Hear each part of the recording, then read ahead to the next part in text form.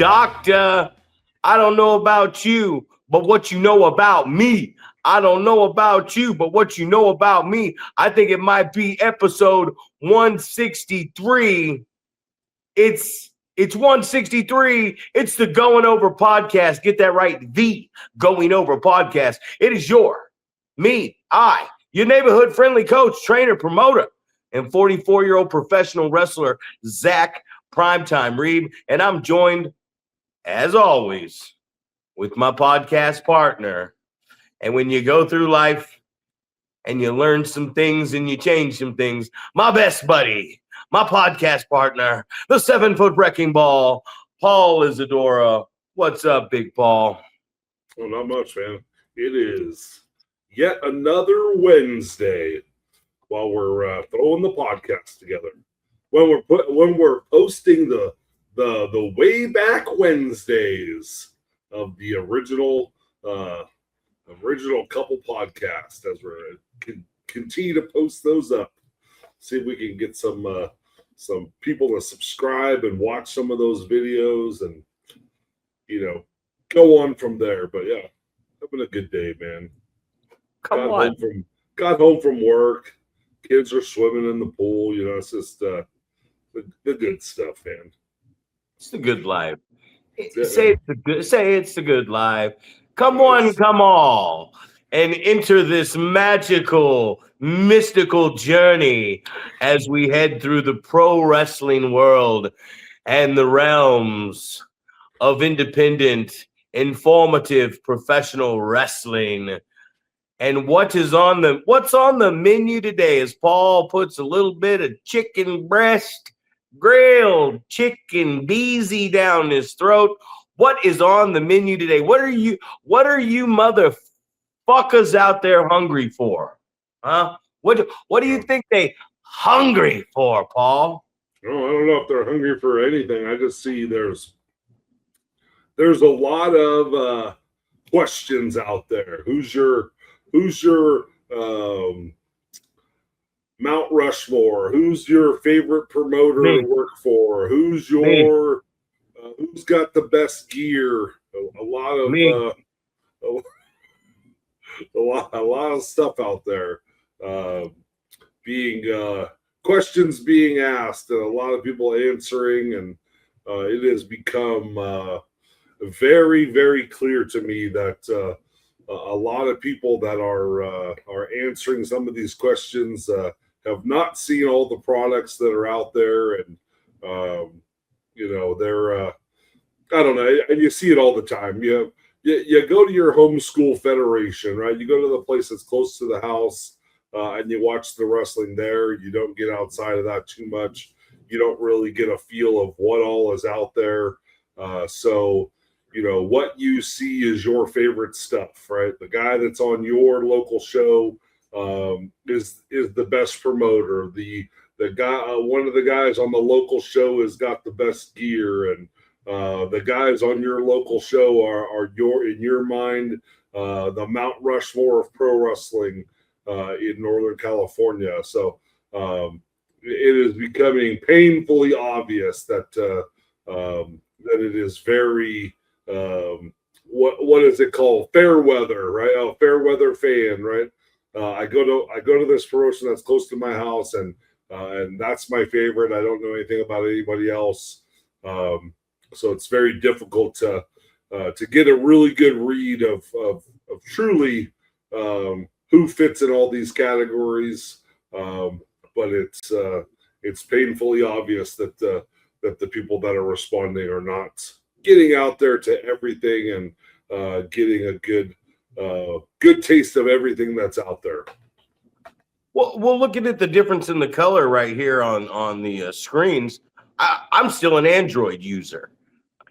Paul. The Mount Rushmore of cellular devices to me is the Android, the Metro PCS. I've been with them so long, and here's the thing: as a former drunk, whether it's debit cards, credit cards, IDs, I mean, you name it, wallets, many times cell phones with no locks on them, which is a dangerous thing if you find Zach Reeb's cell phone without a punch code, passcode in there. But I've had this phone for so long, I'm not willing to give it up, man. I'm not willing to give it up. Yeah, you talk about all those things, man. They're topics. They're topics. People bring them up. We talk about them. People answer questions. But most importantly, we have to remember that we are in the stalker era. It's so easy to stalk another human being, right? It's so easy to go to their page. It's so easy to look at all their photos, where they're born, if they're single, if they're going through a divorce, if they're a widow. It's easy to see this. It's what I was talking to Adam about down there at the last show. I said, could you have imagined if we were where we were back then with everything, the access to be seen and everything that is going on now? You know, I told it to Ethan Reno in the car. I said, you're working as hard as I'm working right now. A 19-year-old is working as hard as an almost 45-year-old is working right now. You live around the corner. That means that I'm going to your house and picking you up, and I'm giving you a swift kick in the ass through all this stuff, right? I'm kicking you in the ass. But do I think that you are working as hard as I was working at your age as I was coming up in the professional wrestling industry? And that answer is simply what you're doing right there, shaking your head no. Because these young guys, they have no clue. And this isn't just talking about Northern California. This is talking about everywhere.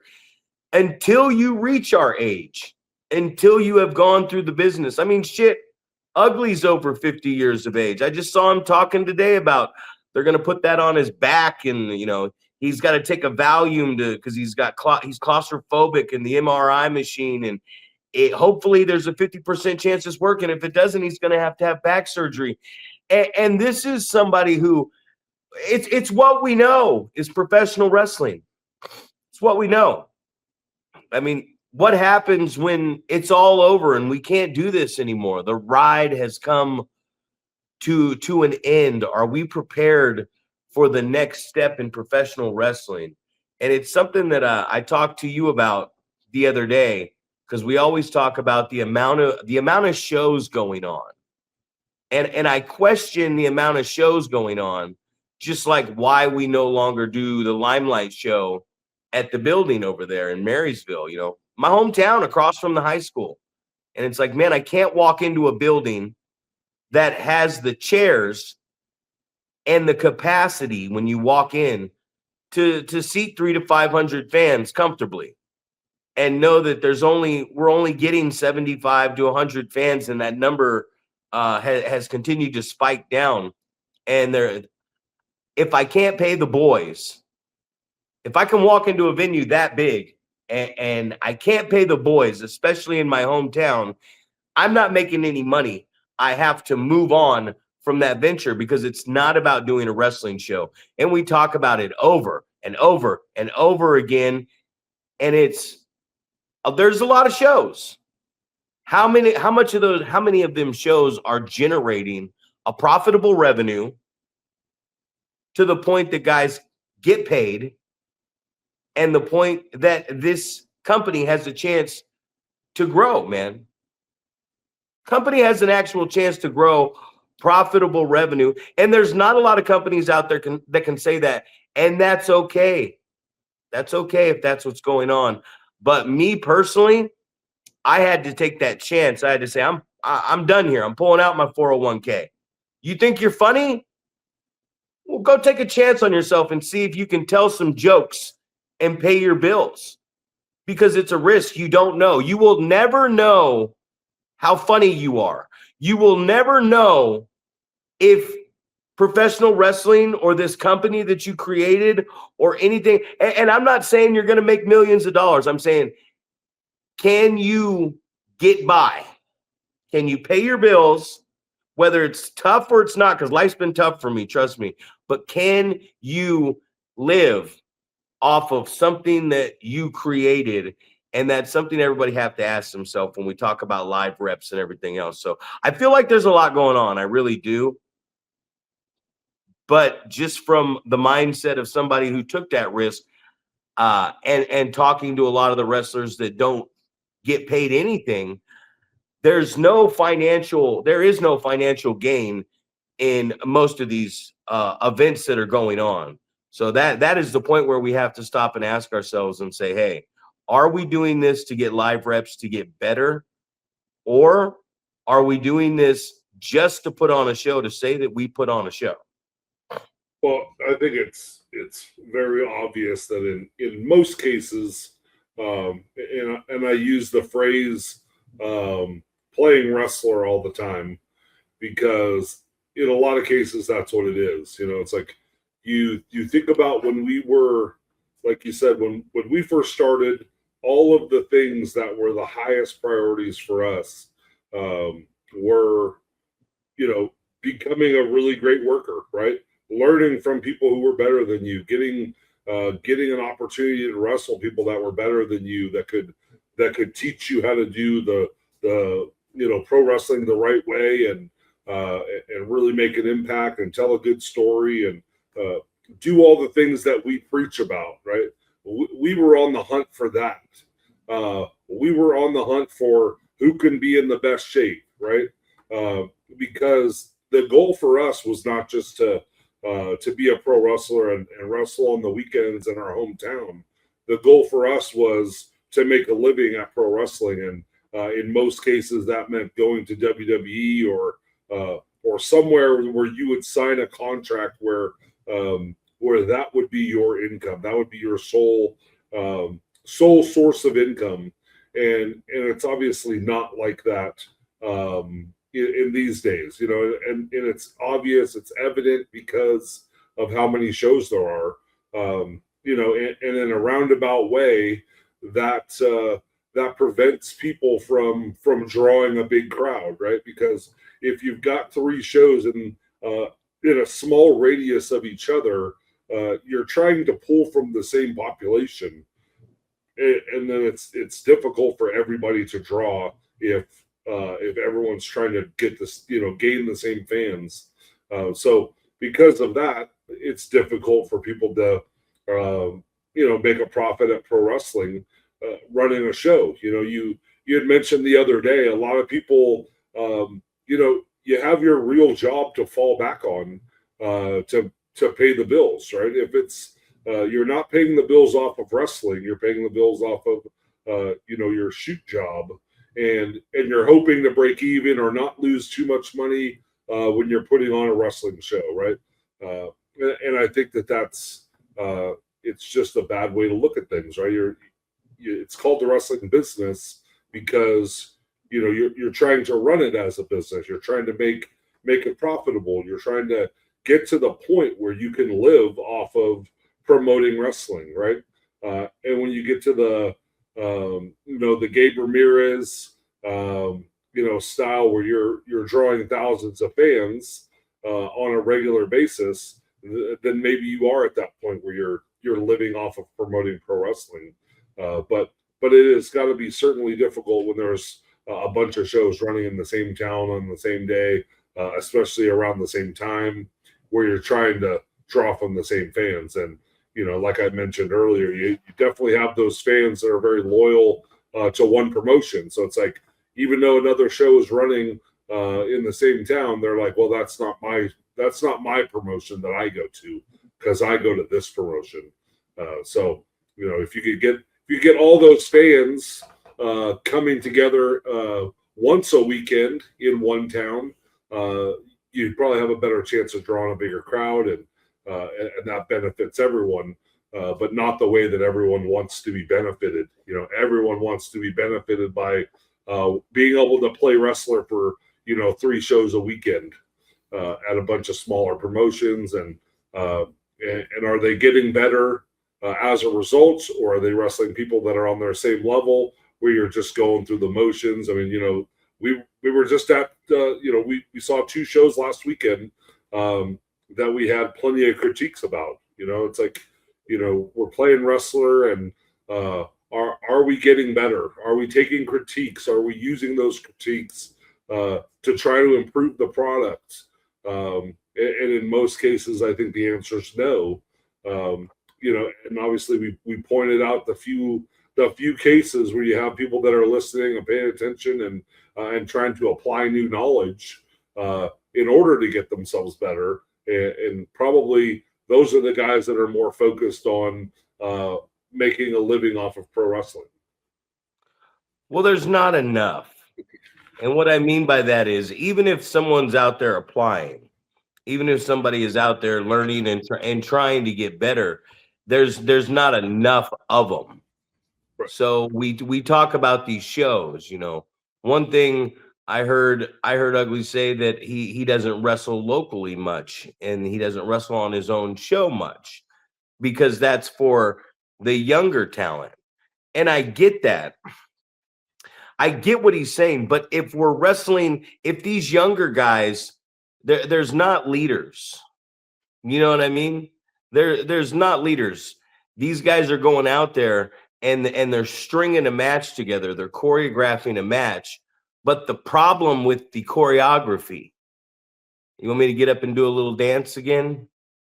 You want me to pirouette around? The problem with the choreography, I would like to see it, because it popped me big time. It made me laugh. And it wasn't because you were looking goopy. It was because we literally were looking over a sea of people that were all doing that exact same thing. They were just going through the motions of their match, and it's like, man, let's get out there and let's feel it. But go ahead, man. Well, that's what I was saying. Was that's the problem of the choreography, is they don't know how to work. You know what I mean? They don't have the ear for the business yet. So there's nothing wrong. Let's get this straight. There's nothing wrong with choreographing. There's nothing wrong. There's nothing wrong with laying out that skeleton, putting out the format, whatever you're laying out for your match, how you want it to go. Excuse me, but you do not know how the crowd's going to react. You have no idea. So that is what you have to listen for. So you can know from point A to point B, B to C, all that. You can know where you're going in this outline of what you're putting together, but you have to listen to the audience. And painfully, it's so much, man. Like I was on here talking about Chase Jackson's performance in the Rumble. And then I see a clip of Chase Jackson. I believe he was at Oasis, and he's locking up and he walks around, and I think he's going to slow it down and do it. But then he rears back on the lockup to come in. The old classic, oh, you want to lock up with me? Instead of it's arms out back. It's like punching. If you bring your hand back to punch me like this, or a skilled fighter, he's going to drive right through you and lay on you fucking butt. But it's, and then I watch things like that. So I'm impressed by the performance, the selling and stuff like that. But then when I look at the basics and the fundamentals, and that's what's missing. That's what we were talking about this week, is the basics and fundamentals. Because just like music, like Metallica, Pantera, you take the guitar, they still, when they start out in music, they have to read the musical notes, learn how to read them. And then they got to grab the same instrument or whatever and learn how to do the basic chords and riffs and hi-hats and snares and vocals. So they're learning the same basic thing. Just like an actor, you're learning the same basic shit. Just like a position player in sports or anything, you're learning that position in the base. I'm learning how to dribble. I'm learning how to shoot. So once our basics and fundamentals are tight, like we're like, okay, this guy can do all this, then we can go into, well, what's your personality? Well, what's your character? Am I going to be a good guy? Am I going to be a bad guy? How am I going to develop this character? because I've just learned how to play music, and then now I get the riffs. Hey, what do you want to call this thing? Let's call it Metallica. You know what I mean? And this is going to be our logo and our brand. And now I got charisma. Let's go out and put it on now. So the basics and the fundamentals, and it's anything in life, man. It's at the AA program. You know what I mean? When I got in the AA program, my problem was alcohol based. Now my problem is not alcohol based. That's not a problem for me anymore. I'm pretty sure if I put some to my lips and drink it again, it would become a disastrous problem again. But I don't have that problem because I don't have that obsession, because I have grown. So it's just the basics and fundamentals, man. We talk about it all the time. They talk about modern wrestling and this and that. And it's funny that we talk about modern wrestling and how much everything has changed. But whether it's AEW going back to Edge and Christian and Sting and whoever else, even on the indies, we were talking about the guy who trains you, Mustafa, trained you, Adam, Luster, Malachi, all you guys, you still see him on the flyers and it says ECW superstar or ECW legend. He still comes out to that same jam. They still make the same reference to this guy from what he did 20 years ago as the tag team partner of a crazed lunatic that did a bunch of dangerous shit. You know what I mean? And it's people saying, no, this is something new.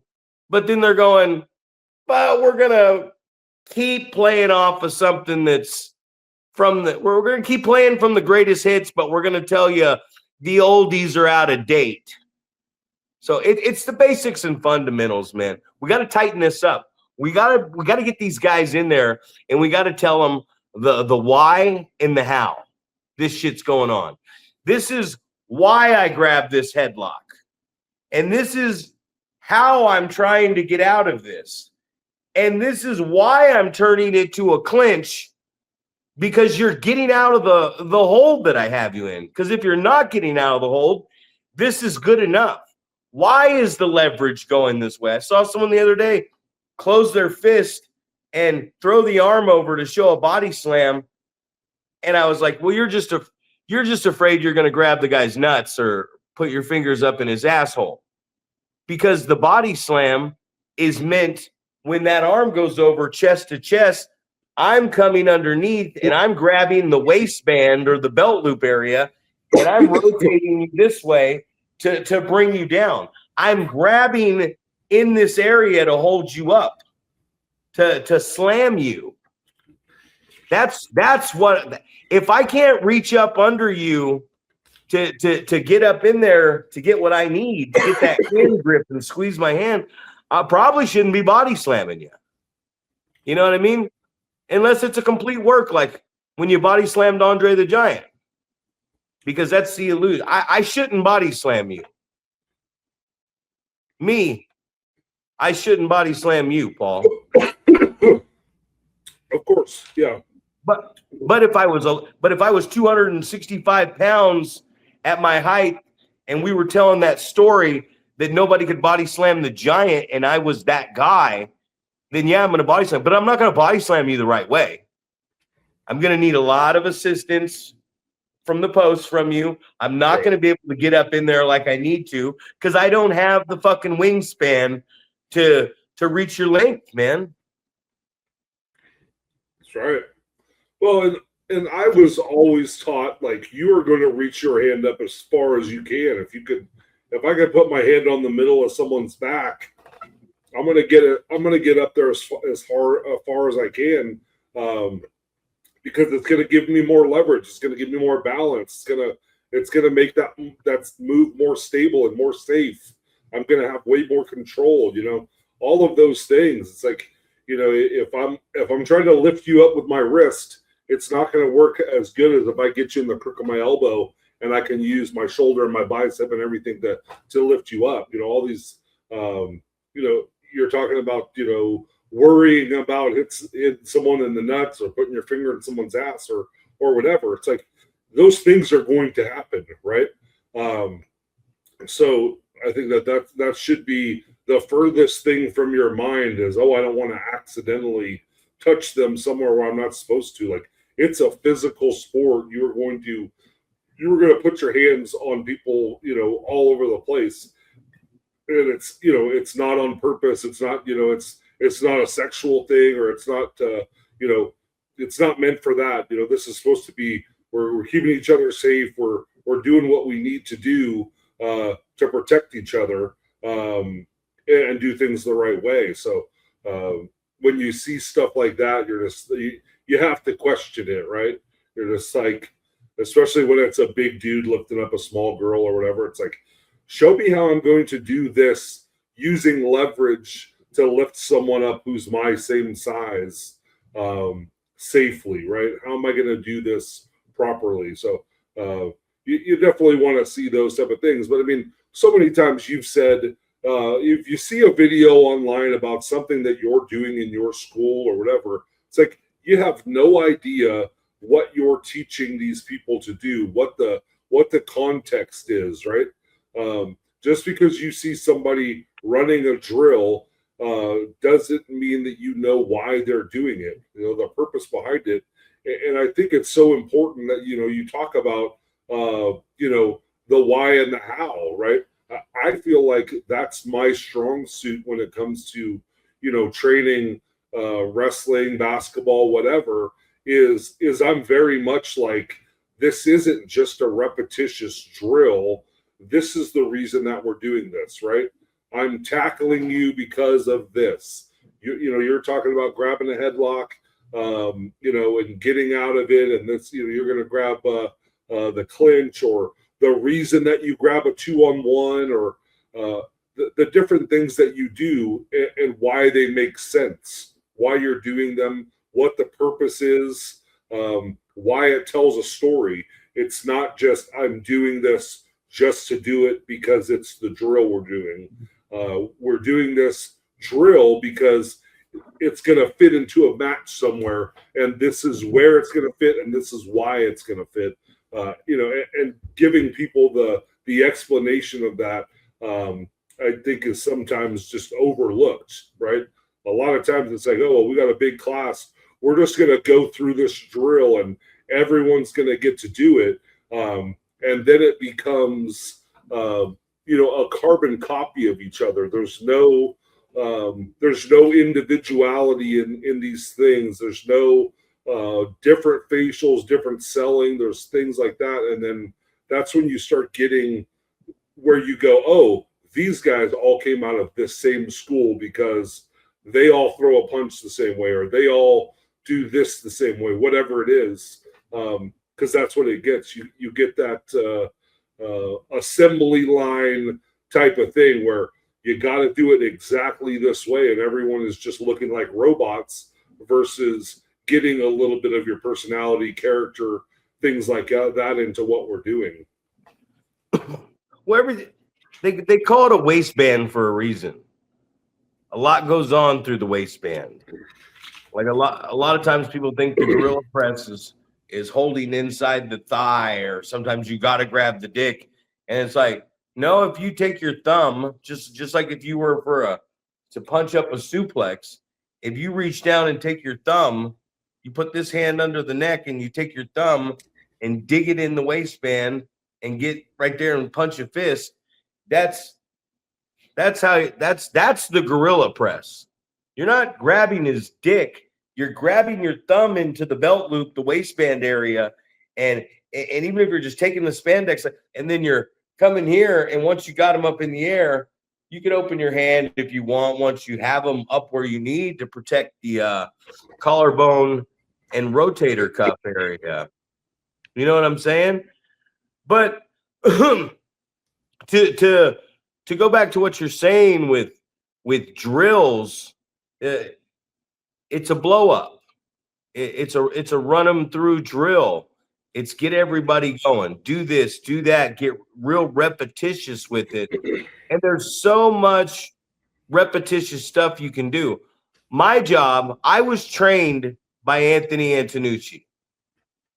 I was coached by Oliver John. Now, what's the difference between the two? Everyone always talks about what's the difference between a trainer and a coach. Well, think about this. Let's just say you work somewhere. The trainer is the boss. The coach is the leader, because the trainer is going to train you how to do something so that he doesn't have to do it, so that you now can take a crew of people and coach and lead them so that you can make the assembly line, so that you can put out the food during rush hour. So when I say I was trained by Anthony Antonucci, I mean, he's training you so he doesn't have to do it. He's the boss. What he says goes. This is how I want it. This is how it's going to happen. You're capable of doing this. So I'm going to show you, I'm going to train you how to do it. And now you go coach everybody else. The reason I say Ollie was my coach is because he's a leader. He's more of a, I'm going to get in there and do this with you. Follow my lead. I'm going to take you to the promised land. So when people always, I've heard people say that, like, well, what's the difference between a trainer and a coach? Well, the coach is the guy that got trained and now he's leading the team. He's the leader. The trainer is the boss. He's not always going to lead by example. He's not going to do what he's asking you to do. The trainer is not. He's just showing you, hey, man, this is how you do it. Now go show somebody else how to do it so I don't have to do this shit. And then I'm going to come back around and I'm going to make sure you're doing what I want you to do the way I want you to do it. But you're going to get in there and the coach is going to motivate these guys and get productivity out of them. That's the difference between the two. You know, I don't call my sponsor. I say, you're my coach. I needed you as a coach. I need a good coach. If you don't have a good coach that can explain, like today, I was going over that tradition 1. I've been going over it a month. I get what it says up there on the short form. I can read that. I get it. But there's pages to this shit. There's examples. There's questions. There's reasons. I didn't have a fucking clue about it till I sat in the park for 4 hours today and listened to the greatest coach in the world explain it to me. And there's a lot of times I'm doing this, bullshitting, or you go, hey, what do you think of this? And I'll go, community, unity, accountability, just smiling at me. And then I finally go, I don't fucking know. I'm just saying stuff. I'm just guessing. Please, oh wise one, tell me. And the second that you can learn to shut the fuck up and open up your ears, you don't know. You don't know. Because if you did, you wouldn't be making mistakes. If you did, you wouldn't be asking people for advice. If you were so good, and you knew everything like a lot of these guys and girls think they do, if you were so good, then why are you still wrestling locally? Because at a young age, you're not wrestling locally because that's your dream. You're doing it because you don't know. And you're putting clips online on this thing right here, this thingamajigger. And we're watching them. And we come on here and we try to say, hey, I don't want to shoot too many names out there. And I don't want to expose people to hurt their feelings because it's a local social media. It's like you're talking about the promotion and drawing money earlier is what we were getting at. We know everybody on here until we get out there. It's like we're afraid to get out there and show these people that don't know who we are and don't already accept us in this secret society. We're afraid to let them know about what we're doing to check it out. We're afraid of the real criticism. We're afraid of the real fan taking a look at us and telling us we're not as good as we think we are. And that is the hardest thing that these young men, and trust me, oh, guys that have been doing it a while, nobody wants to admit that they don't know as much as they think they know. Exactly right, man. I think we definitely, I mean, I would say that I fall in that category as well. Like I feel like I'm continually trying to learn, trying to get better. You know, I mean, it's just a couple shows ago where you're, giving me feedback on cutting a promo. Like, hey, that needs to have, there needs to be more emotion in there. You need to have, it has to be better than that, right? And we have to set our ego aside in those cases and go, you know what, you're right. I didn't do it the way I should. I do need to get better at that. And hopefully I did do that better. Hopefully the next couple times around, it's progressing and you're working towards getting to a point where you're really good at it, So, and we got to do that in all aspects. I feel like, I do that all the time when it comes to coaching wrestling class. It's like I'm learning from things I see, you do, Ugly do, Ollie do, Vinny, a lot of different things where you pick something up and you go, oh, that's better than what I do right now. I'm going to make that change, or I'm going to implement what they're doing a little bit to make what I'm doing better. And so I don't know. I think it's a process to get to the point where you want to get, and if you stop being hungry to get better, then you might as well kind of hit the bricks. If we're not constantly looking to improve, then if we're you're just going to stay stagnant. And I think that's what you see a lot of guys are doing, right? It's good enough. You're to that point where you feel like you know enough about it, and you're just going to take the knowledge that you currently have, and you're going to continue to use it the same way you always have. And that's obviously, the definition of crazy, when you continue to do the same thing and you get the same results and you don't figure it out, right? A perfect example is I'm coaching last night and basketball, and the team keeps throwing the ball long over the top of us. And I'm like, hey, guys, don't let the ball get over your head. Don't let anyone get behind you. Like, I'm just saying it over and over and over. And like, after the game's over, we lose, and I go, hey, guys, it shouldn't take me telling you guys 25 times that they're trying to throw the ball over the top of us for us to go, oh, guess what they're trying to do? They're trying to throw the ball over the top of us. Like, I was even talking to my daughter about anticipating that. It's like, hey, they're doing it every time. So let's figure it out and let's adjust. Let's make an adjustment. But that's the thing. It's like if we're not doing that in pro wrestling, then we're never going to get better, and the product's not going to get better. We're going to stay at that same level, and the best guys are always going to be the best guys, right? You're never going to have the guy that's going to come up and challenge you for your spot and go, hey, I should be in the main event, not you, because I'm getting better. I'm learning. I'm perfecting my craft. Where now the example you used earlier is Ethan is working as hard as you are right now as a almost 45-year-old man, rather than as hard as you were when you were a 20-year-old kid, So, and that speaks volumes, right? It's like, if you're not outworking me, then how do you think you're going to get as good or better than me if you're not outworking me right now? So I don't know. I think that's just a thing to have in your mind. Job.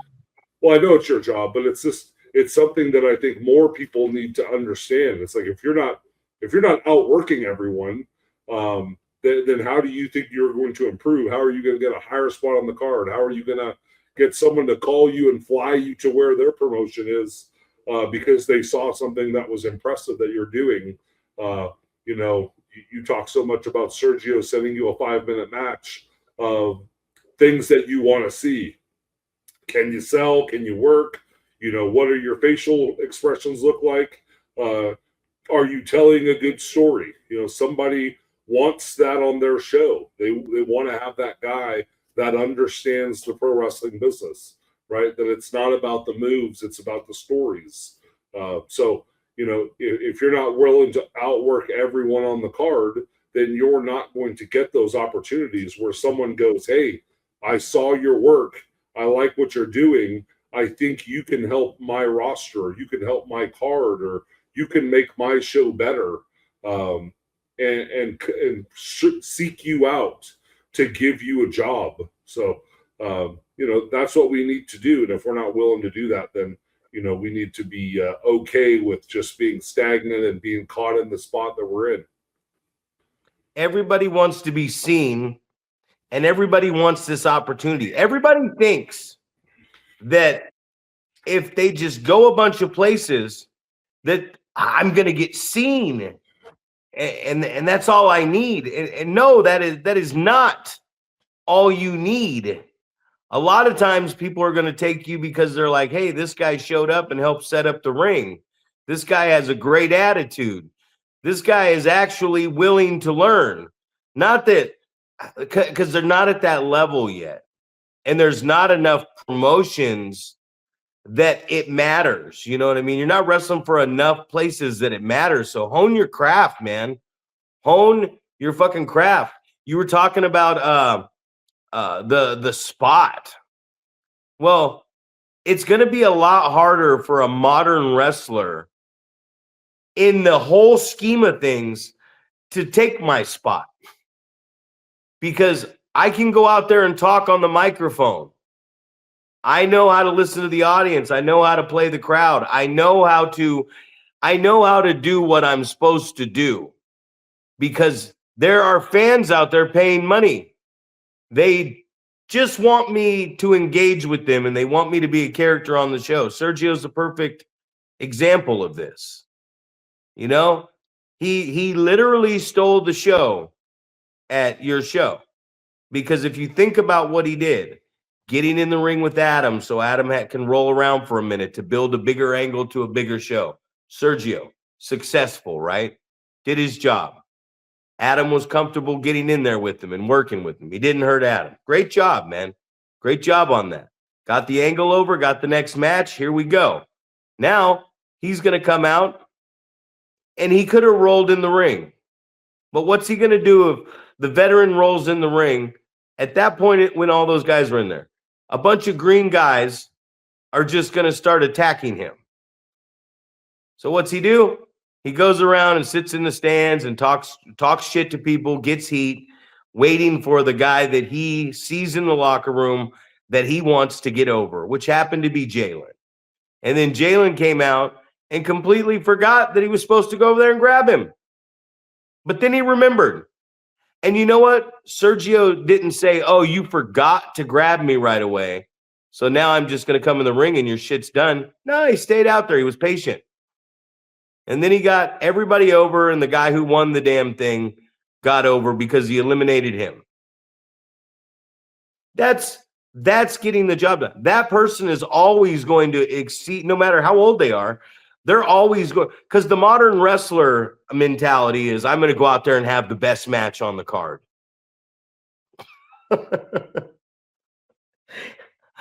Wait a minute.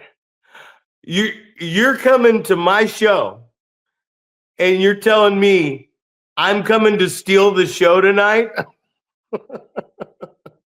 I think it's fucking hilarious. You got veteran wrestlers on here. I hear them all the time. If you think I'm talking about you, I 100% am. You got veteran wrestlers coming on here, going on the internet, going, I'm going to steal. They're not saying they're going to get somebody over. They're not saying they're going to rile the crowd up or this. They're literally coming on to a pre-booked show where there's a main event, saying me and this guy, who are not supposed to have the best match, are going to have the best in-ring, hard-hitting classic. You fucking mark. You fucking amateur. That's not your job as a professional. And if you think that is, then you are as far off as a professional as anybody. You're pulling the wool over somebody's eyes who thinks you're great. Because if you think your job is it to come and steal the show and have a great performance, whatever's asked of you, yes, that could be something that you could steal the show to. But to go, we're going to have the most competitive 20-minute match. I told Jalen at the Ugly Dojo show, I said, you and Travis Alexander, two good athletes. But your match wasn't meant to be better than Jules Rules and Tim Rogan. Because your match was meant to be a baby and a heel, and you didn't have as much time. You didn't have as much time to do as much, and you had a funked finish, okay, and then a run-in, and then a save to set up a tag match. I said, your guys' match was designed to not have a finish, but it was designed to set up a match next time. That match in the main event was meant to go 20, 25 minutes competitively and switch the belt over to the new guy. They're two different matches. So if Jalen and Travis thought they were going to walk in there on that last Friday and steal the show, it's not designed that way. So if you come in and you go, I know that Rogan and Jules are going fucking damn near Broadway and having this competitive, realistic match, and we're crowning a new champion in the main event. The presentation of this match is a championship fight. The presentation of the other match is not. We as the promoter, if we're good enough, if we know what we're fucking doing, we'll tell you who's having the match of the night. We're going to tell you that. Here, you don't dictate that. We do. You might get over more. They might like your character more. But the whole point of the show is what?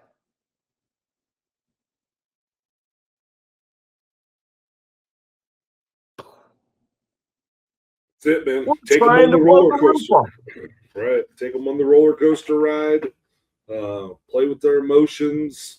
Get them involved. Get them wanting to come back to the next one.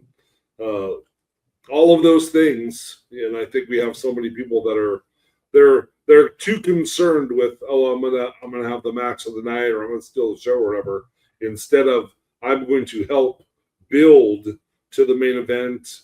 I'm gonna help tell the story. I'm gonna set up for the next show. I'm gonna make it interesting so someone is going to buy a ticket to the next time because they want to come back and see me, right? And it's not about the we always talk about it's about the moments, right? Did you make someone remember something? Is someone going to remember that Sergio was sitting next to them and talking shit to them?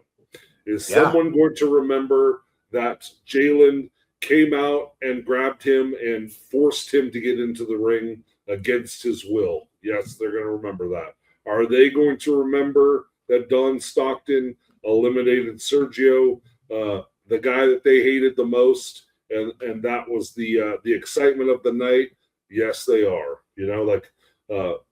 There's the moments that they're going to remember. You try to put those together as a promoter to to get the reaction that you're wanting, and then obviously in that case, we did have a surprise, really good match that just so happened to get put together 10 minutes before they got in there, so, for me, it was like, I thought those guys in the tag match did a really good job, but it's like I told you on the last podcast, it's like that puts the wheels in motion a little bit of like, could you do a show where you don't tell people who they're working or whatever? You just have heels and babies, and you go, well, we're gonna have one heel and one baby face in each match, and I'm going to tell you 10 minutes before that you're wrestling each other, and I'm going to tell you what I want the finish to be like, and go from there, right? See, I mean, that I know that's the thing that you want people to do is like go out and try to do that, man. Go out and see if you can just listen to the crowd and figure it out based off of that, rather than trying to use your telekinetic powers to read the minds of the fans, and you already know what they're going to, when they're going to react to something, and what they're going to react to, and what their reaction is going to be, because that's 100% unrealistic that you can do that. But I don't know. I thought that was a great example of going out there, and they couldn't plan a whole lot of stuff because they didn't have enough time to, and it ended up being a better match, I think, as a result. Well, for sure. But why was Sergio the MVP? Why was Sergio? And it's not about what he did through the whole show. Tell me the one reason why Sergio on that night was the man, the most valuable player of the entire show. One thing happened at the end of the night. What made him the best on that night? I don't know, getting thrown out last, being the antagonist, and getting bingo. Because the baby face that threw him over the top rope and the suspense leading up to it was the loudest noise of the night. This guy did such a good job. Whatever he did the whole show, he did the goal of a wrestling show, especially an independent wrestling show where you're kind of telling it and ending it in one night. The goal of it is the end of the night to get the biggest pop, blow the roof off the place. He did that. Don Winning did that because of what he did. So he did what a promoter is trying to get a talent to do. Now, what we're really trying to do is we're trying to get the whole roster to understand the way we book this show, how we want it. We're waiting for the show that has the perfect crescendo. Because if we can get that perfect roller coaster ride and keep, because it's here, bring them down. Now we go a little higher. A little higher. Little higher. Into the show. Yeah. Even if the bad guy, I mean, there's a few situations, and it deals with the fan base and everything. There's a few situations, and it just you want to end it with not that noise, and that's when we're really trying to get people to believe something's happening. We're really trying to get two heels over. We're really trying to sell an injury angle. We're not going to end it on a big pop. And then the only way that works is to get the fans out of the building, and that wrestler or wrestlers involved do not talk to those fans. And that's what we're doing. But I mean, guys are out here nowadays celebrating. I remember T.I. back in the day. I used to do it all the time. It's like, what are you actually celebrating? You're still going to work on Monday. You're still working at a job you don't want and struggling to pay your bills. I'm a prime offender of this, Paul. Prime offender. Every APW show, what's going on? Let's get to the bar and get toasted. Well, the Bakersfield Dome seats about 1,000, maybe 775. I don't know. But we're only putting 100, 150 in there. You're bringing in Road Dogg, Billy Gunn, America's Most Wanted, K Quick, all these guys. What exactly are we celebrating? Celebrating putting 20%, filling up 20% of the building and losing money? That sounds like we're depressed. We're going out to to drink our sorrows away. There's nothing to celebrate about these moments. There it is, ladies and gentlemen. It's just, and it's not about I'm the better trainer or you're the better trainer. It's about helping the other trainer, because everyone has something that they're good at. Some people are good at it all. And it's not that they're the best at it all. It's just they know how to get a class going. They're just, it's like, hey, let's fucking go. Let's get to work. Okay, that sucks. Let me see you do a headlock takeover. Okay, good. Your headlock takeover. Well, grabbing the headlock sucks. Now we're going to work on that. I'm just going to work on what I know you need to work on. That's what I'm doing as a coach. I give a fuck less if you do something good. If you do something well, cool for you. Now, let's find out what you don't do well, and you keep doing what you do well. It's like Adam always says, I don't need you to tell me what I did good out there. You know what? I don't need you to tell. I heard him. I heard him, and I'm not questioning him either. I don't need to go up to the fans and go, well, there was this point in this match. I heard you guys making a lot of noise for me right here. Why? I don't question it. You know why? I know why. I just put my penis in this girl, and it's soaking wet. I've done something right. I go to put my penis in this girl, and it's dry as a bone. I didn't do my job. It's gonna be rough. It's gonna be a rough ride from here on out. I'm gonna have to add some alternative lubrication, whether it's spit or actual Vaseline or lube that I bought, to get this poor lady juiced up. You know what I mean? And that's all we want you to do out there. I mean, give me the HJ and realize, do I need lube?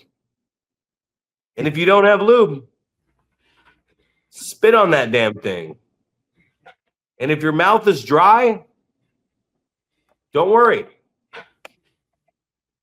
I can accommodate.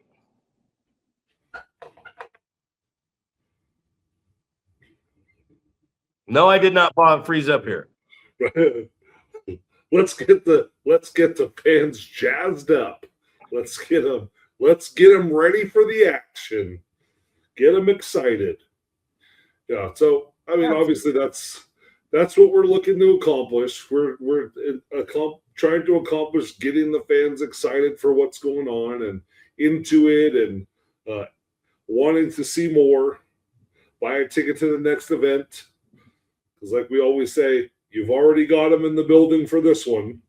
So the mission is accomplished so far. But how do we get them to come to the next show? What do we leave them with that they're excited to see, or they can't wait, or something didn't finish the way that they want it to, and someone's going to get redemption? We have to have a reason for them to come back. And hopefully we have them come back and elbow their friend and say, you got to come with me. You missed out on the last one. Well, you gotta get the new fans in the building. You got to go out in the community. You got to beat the streets, and you got to take chances, man. You're going to hear 10 no's, but that one yes you hear is going to change your entire attitude and your motivation for the rest of the day. You know what I mean? It's the difference, man. It's the difference in somebody like I was talking about, like Brian Cage was on there, and he's like, I just won a bodybuilding contest. He looks great. I live my dream and wrestle every Wednesday on live national television. And I'm also in a fucking movie. You know what I mean? It's like, fuck. That sounds fun. Hell yeah, everything you're doing is your dream and your passion. All three damn things. You know what I mean? And you're making money doing it. How could you not be happy about that situation? Now show me what you have to do when you're not in that position. Show me what sacrifice you have to make when you don't have that money, when you don't have that so it's a whole lot easier to get on an airplane or in a car and travel somewhere when you're making a shit ton of money doing all these really cool things that you love. That's not sacrifice. That's a great opportunity. You know, how are you going to dig deep? And it's the training, you know, as we close this thing out today, man, just go put in some work, man. You don't know how many trainers I hear and I go, how's the school going? And I say the same thing. I go, fuck, you know, this person hasn't been here in 3 weeks. This person hasn't been here in a month. But you know where they're at? They're at the show. They're still there at the shows. They skip the full week of football practice, and then it's game time, and they're putting the tape around the cleats, and they're running through the banner, and the band's playing, and they're like, hey! And then the game's over, and they're, yeah, man, it was the greatest game of all time. And you're like, and then the coach is like, all right, we'll see you Monday at practice because we got the big game this week. And you know where that person is? Not showing up. Or they show up to practice and their leg hurts or they don't feel well. And it's like, you know what, out there, just get the fuck over yourself. Get in there and start working hard. Because I promise you this. This is a promise I will make to you. If you do not put in that work, it doesn't matter what little bit of success you will have along the way. I have seen some of the very best not make it.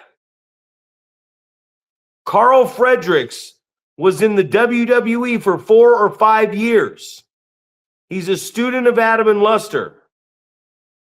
And this is no knock on him to close this program out. But he is not the professional wrestler that those guys are. Not saying that he couldn't be, but he doesn't have the experience and hasn't put in as much time as those guys. And that's okay. It's not a knock. I'm just saying, one guy was there after being in the business for 5 years, was there for 4 or 5 years. The other guy's been in the business for 25 years, and they got as far as TNA. They could never get that hump to get there.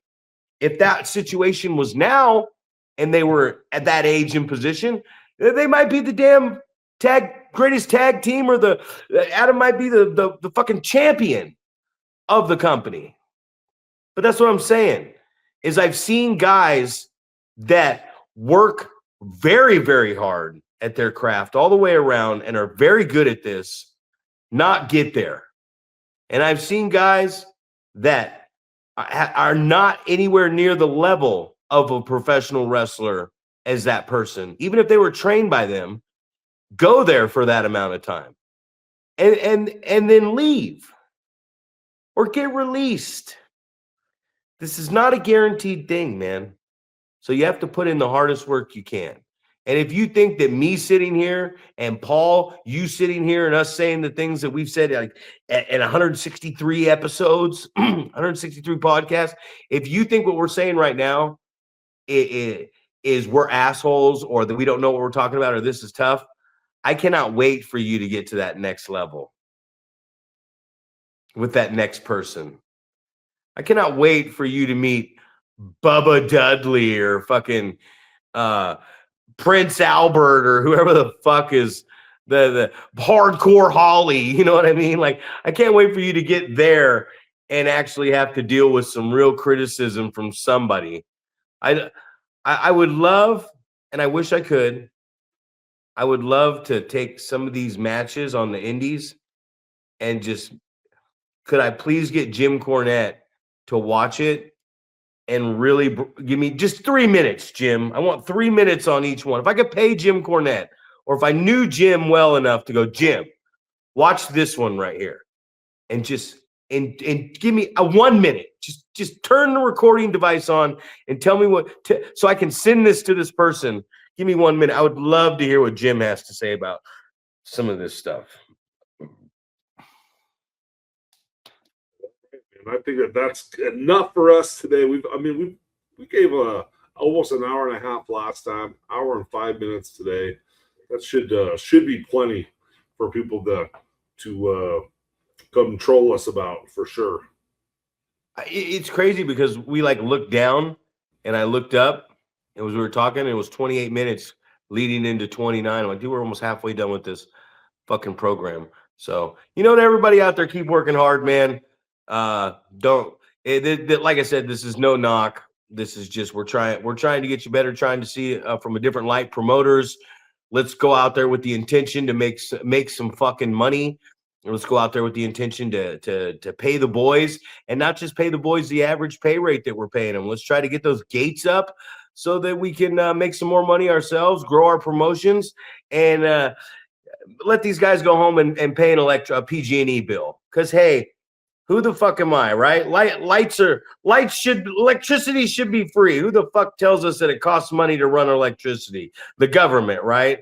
Hey, for Zach Primetime Reeb and the Wrecking Ball Paul Isadora, I've said it a million times, and I'll say it 163 more times. We're going over.